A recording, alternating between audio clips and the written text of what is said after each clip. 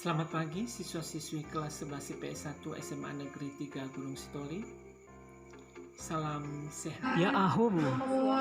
Senang berjumpa dengan Anda kembali pada kegiatan pembelajaran bahasa Indonesia. Namun sebelum kita melanjutkan materi, agar kegiatan belajar diberkati oleh Tuhan, silakan berdoa menurut ajaran agama masing-masing. Berdoa dimulai.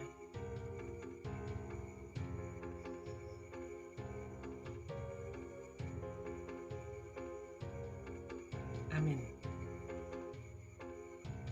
Apa kabar? Saya berharap kabar Anda sehat-sehat, baik-baik saja. Amin. Amin. Nah, untuk kegiatan pembelajaran ini, kembali saya ingatkan siswa-siswi untuk menandai kehadiran baik melalui WhatsApp pribadi maupun Classroom Bahasa Indonesia. Siswa-siswi kelas 11 IPS 1 yang kami banggakan,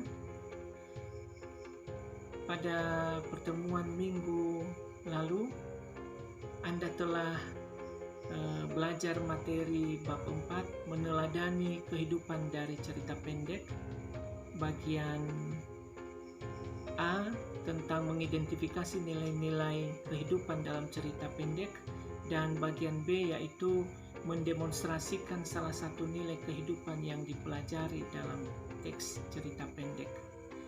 Dan pada hari ini, materi lanjutan dari cerita pendek bagian C yaitu menganalisis unsur-unsur pembangun cerita pendek. Adapun tujuan dari pembelajaran materi ini, yang pertama yaitu siswa mampu menentukan unsur-unsur pembangun cerita pendek, dan yang kedua adalah siswa mampu menelaah teks cerita pendek berdasarkan struktur dan kaidah. Kita masuk pada kegiatan pertama yaitu menentukan unsur-unsur pembangun cerita pendek. Seperti halnya jenis teks lainnya, cerita pendek dibentuk oleh sejumlah unsur. Apa saja unsur dimaksud? Adapun unsur yang berada langsung di dalam isi teksnya dinamakan dengan unsur intrinsik, ya. Itu dengan kata lain, unsur dalam yang memengaruhi terbentuknya cerpen disebut unsur intrinsik. Sementara unsur yang berada di luar teksnya dinamakan adalah unsur ekstrinsik, atau unsur luar yang memengaruhi terbentuknya cerpen disebut dengan unsur ekstrinsik. Apa saja unsur intrinsik tersebut? Unsur intrinsik tersebut adalah tema, amanat, alur, penokohan, latar, dan gaya bahasa. Sementara unsur ekstrinsik adalah seperti latar belakang pengarang, ya, sosial, ya, politik, budaya dari pengarang tersebut. Nah, apa yang dimaksud dengan tema? Ya, tema adalah gagasan yang menjalin struktur isi cerita, atau dengan kalimat lain yaitu tentang apa yang dibicarakan. Tema, ya, bisa juga disebut dengan tentang apa yang dibicarakan. Yang berikutnya, amanat. Amanat merupakan ajaran atau pesan yang hendak disampaikan oleh pengarang kepada pembaca cerpen. Yang berikutnya tentang penokohan, ya. Penokohan merupakan cara pengarang menggambarkan atau ya mengembangkan karakter tokoh-tokoh dalam cerita. Kemudian alur yaitu merupakan pola pengembangan cerita yang terbentuk oleh hubungan sebab akibat atau bersifat kronologis. Yang berikutnya adalah latar. Latar atau setting meliputi tempat, waktu, budaya ya yang digunakan dalam suatu cerita.